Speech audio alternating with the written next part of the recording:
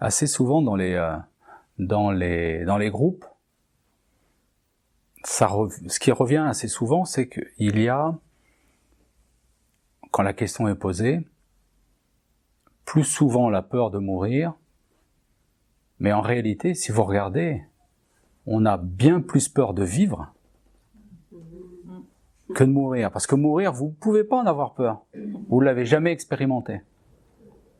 La particularité avec la mort, c'est que ceux qui connaissent la mort ne peuvent pas en témoigner, et ceux qui ne l'ont pas connue ne peuvent pas en témoigner non plus. Et donc en fait, avoir peur de la mort, c'est avoir peur d'un concept. Par contre, avoir peur de vivre, d'oser vivre, d'aller à la rencontre de l'autre, de prendre des risques. En fait, oser vivre, c'est prendre le risque de souffrir. Prendre le risque de ne pas avoir ce que l'on attend que l'autre ou que la vie nous donne. Eh bien en fait, très très vite, en fait on s'isole. Il y a une forteresse qui se construit et on s'isole.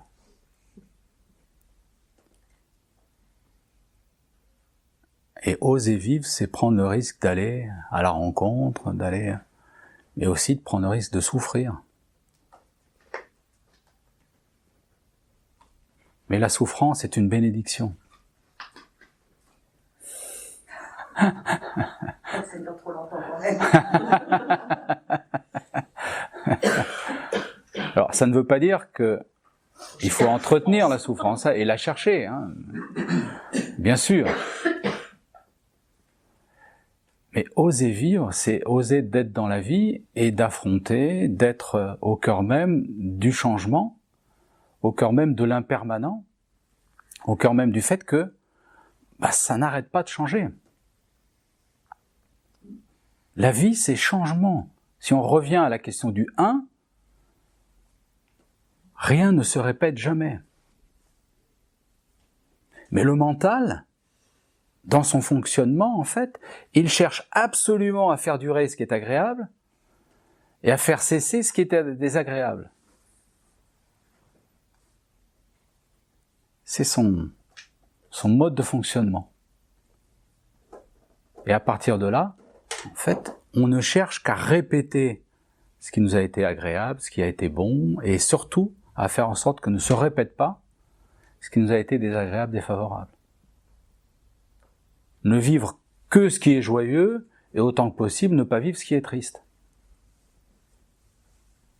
Mais si on vous pose la question, êtes-vous d'accord pour vivre la moitié de votre vie, uniquement? Imaginons que vous avez 100 ans à vivre, et on vous dit, est-ce que vous êtes d'accord pour en vivre que 50? Moi, j'en connais peu qui disent, ouais, d'accord, je signe. Non.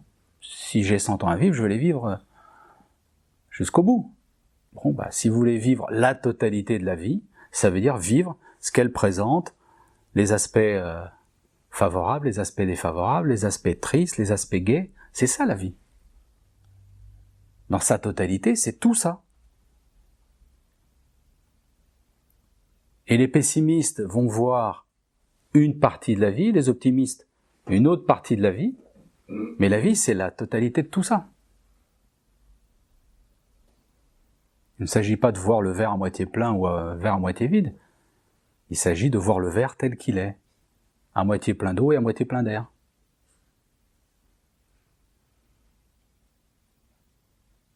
Donc, être dans la vie, être vivant, c'est vivre ce qui se présente d'instant en instant comme ça se présente. Et si là maintenant c'est la souffrance qui se présente, oui à la souffrance. Ça ne veut pas dire qu'il ne soit pas nécessaire après de poser une action pour que cette souffrance soit moins importante, ou qu'elle ne cesse, bien sûr. Il ne s'agit pas de dire oui à la souffrance et je me fais du mal pour que la souffrance continue. Non, c'est pas du tout ça. Il s'agit vraiment de oui à ce qui est. Si c'est la souffrance, eh bien c'est la souffrance. Et une fois que on a accueilli ce qui est, c'est-à-dire qu'on a vu ce qui est là, et qu'on dit oui à ce qui est là, à ce moment-là, on peut poser une action qui est quelque chose qui va permettre, si cela est possible, de modifier cela. Mais si vous refusez ce qui est, vous ne pourrez jamais poser une action juste. Vous n'aurez que des réactions, qui dans la grande majorité du temps, en fait, viennent alimenter